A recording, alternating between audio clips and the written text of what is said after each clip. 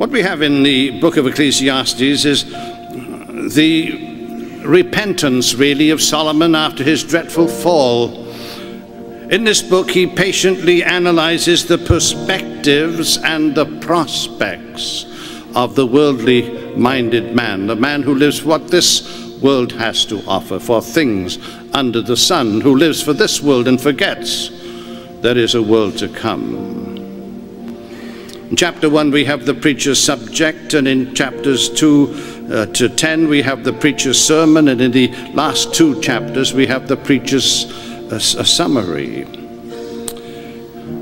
Solomon was eminently equipped to write this particular book, pointing out how people think who live only for what can be confined by the things of time and sense.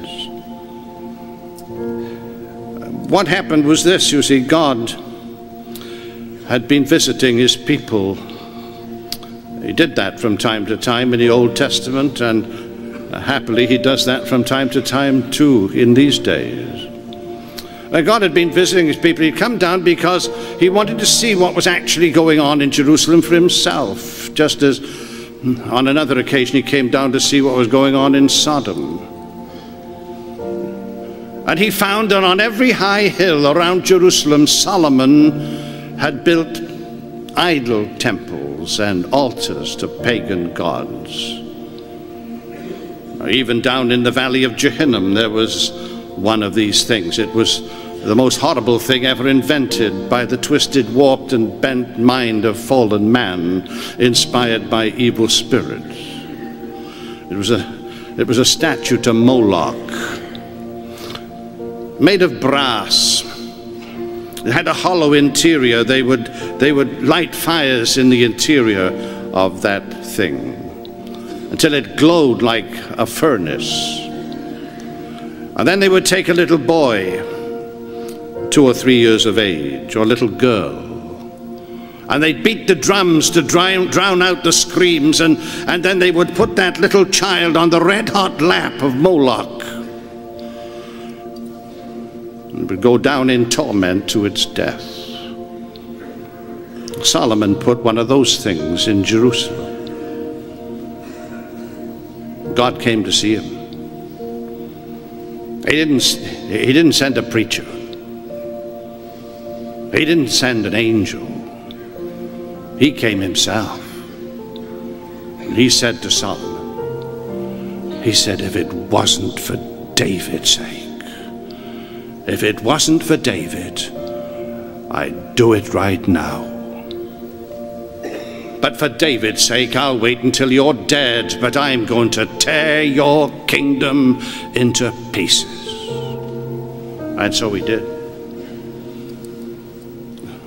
Israel never recovered from the damage that Solomon did to the country. We have the sad picture of Solomon sitting alone now in his study. The divine presence has been withdrawn, and he's sitting white-faced, shaken to the very core of his being, shaking in his shoes. And it occurs to him that maybe he could salvage something from the wreckage. Maybe he could write a book, or maybe he could preach a sermon. Maybe he could somehow captivate the imagination of the young people before it was too late, before they embarked on the dreadfully dangerous and deadly course that he himself had followed in his later years. That was it. He would preach a sermon. He introduces us to his subject in the opening verses of chapter 1. Vanity of vanities, saith the preacher, vanity of vanities, all is vanity and vexation of spirit. Now, of course, if he's going to preach a sermon and not just give a philosophical discourse, he has to have a text. And I can see him as he pulls down from the shelf a copy of the Hebrew hymn book. In his days, of course, nearly all, if not all the Psalms except 1 or 2, had been written by his father David. And he, going through the various Psalms, and suddenly he's arrested by a verse in Psalm 39 and verse 5.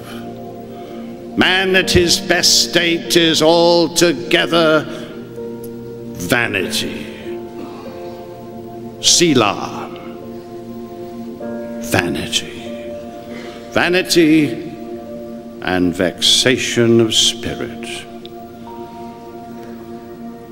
Chasing the wind is really what it means. And truly that's what Solomon had been doing for years. He had been chasing the wind. He had been living for the wrong world. That's his text, vanity. Vanity.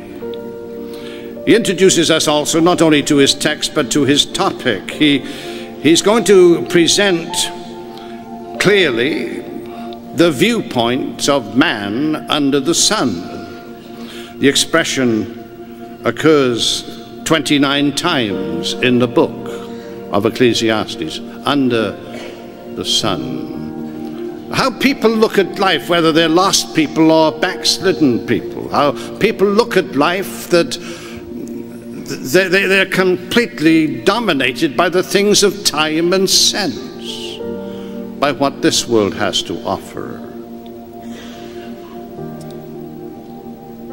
One generation, he said, passes away, another generation comes. The sun gets up, the sun goes down. The wind goes toward the south, turns around and goes towards the north, whirleth about continually. All the rivers, he said, run into the sea, yet the sea is not full.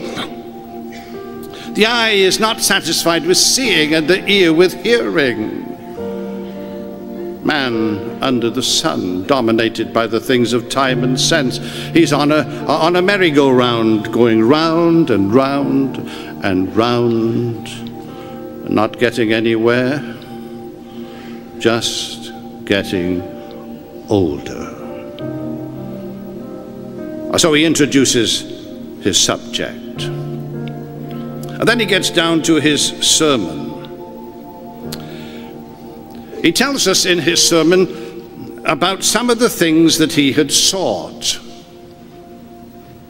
And he tells us about some of the things that he had seen. And he tells us about some of the things that he had studied. That's the bulk of his sermon, some of the things that he had sought. When he was quite young and new upon the throne, he decided that perhaps the answer to life could be found in the world of thought. He decided he would become an intellectual, and he became the greatest intellectual of his day. People traveled from the ends of the earth to listen to his lectures on natural history and psychology and the craft of kings. Men would send their sons. He achieved success in the world of thought. He wasn't content with a PhD. He had a couple dozen of them, I suppose. There wasn't a man in the world to match him for insight into things. So having tried what the world of thought had to offer, he suddenly says, I'll try something else. What about the world of thrills? And what he did, of course, he simply abandoned himself to the gratification of the lusts of the flesh. His harem was enormous. His resources were boundless. His revelry was unstinted and unrestrained. You could go past the royal palace in Jerusalem in those days when Solomon was going in for the world of thrills, and you could have heard the beat of the drums and the noise of the dancing and all the drunkenness and carousing and every imaginable kind of pleasure presented to him. You name it, he did it. He tried it. And when he was satiated with the world of thrills, he said, I said of laughter, it is mad. I take it that at that stage, Solomon almost went over the brink into insanity. Many a person in today's world has done just that. In seeking the world of thrills, they've found themselves hooked on some horrible habit, riddled by some dreadful disease, and on the brink of insanity. Well, that obviously the answer was not to be found there, not in the world of thought and not in the world of thrills. Well, maybe the answer could be found somewhere else. And he decided to go into the world of things.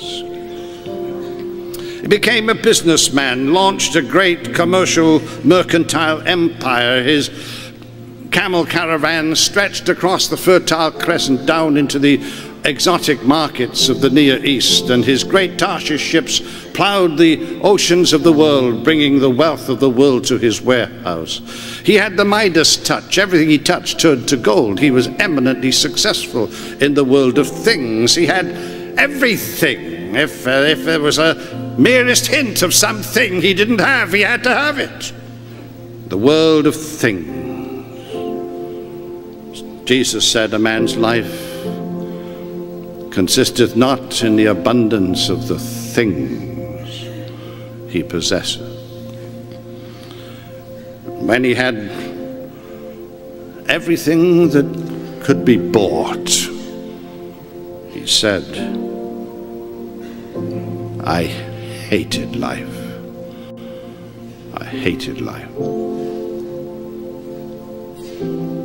The answer to man's deepest hunger, the longings of his heart, not to be found in the world of thought, or the world of thrills, or the world of things. The preacher's sermon, things he had sought and things he had seen and things he had studied. In the last two chapters he gives the preacher's summary. He repeats his complaints about life and he relates his conclusions about life. But poor old Solomon, he's been robbed so badly by his bad behavior, he can't lift his eyes above the sun, even in his closing remarks. And there he sits, watching his kingdom already. The rot is set in. There's a fellow named Jeroboam down in Egypt, buddy with King Pharaoh. And there are all those 9 tribes that fed up with the extravagances of Solomon, just waiting a chance. And there's Rehoboam, silly young fool. You can hear him laughing and cackling over some dirty joke. Can't get anything through his head. And the specter of death haunting him all the time. My friend, I never think of Solomon and his wail of despair than I think of the great Apostle Paul. He's writing to his friends at Philippi. He's in prison. He doesn't know whether he's going to live or die. It's quite possible he'll face the executioner's axe before tomorrow morning. He doesn't care really one way or the other. He's writing to his friends at Philippi. He said, I could be set free. That's a possibility. I said, I'd like that very much. There are untold millions still untold. I'd like to go to Greece. I'd like to go to Rome. I'd like to go to Spain. I'd like to go to the Tin Islands of Britain. I'd like to cross the Rhine into the Germanic tribe. There's lots of things I'd like to do. I'd just soon be set free. But on the other hand, I'd much rather be put to death. I'd just soon die, you know. Well, he'd already been caught up into the third heaven on a previous occasion, seen things untranslatable. He said it was so real, I don't know if I was in the body or out of the body. It was so real. I could see it, I could feel it, I could taste it, I could touch it. It was real, it was solid and real, but it was so different from anything I ever could possibly imagine. I could have been out of the body.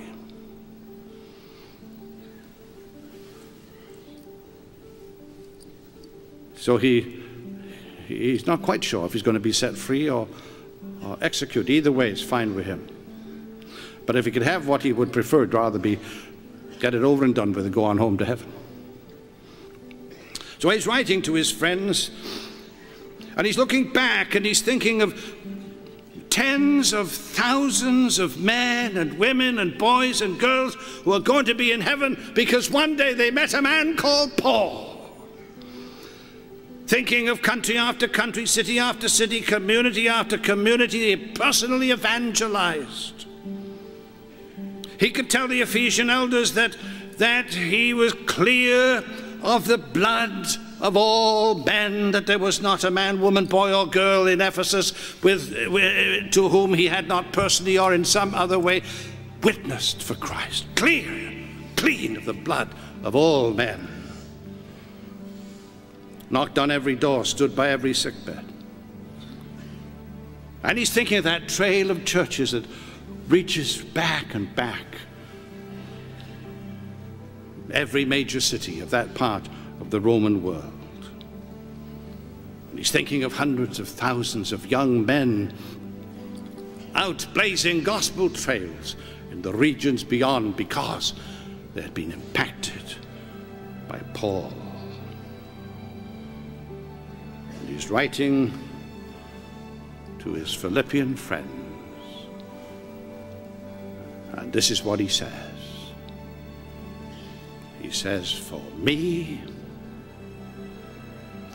to live is Christ, and to die, hallelujah, to die is gain. How do you want to end up? Like Solomon or like Paul?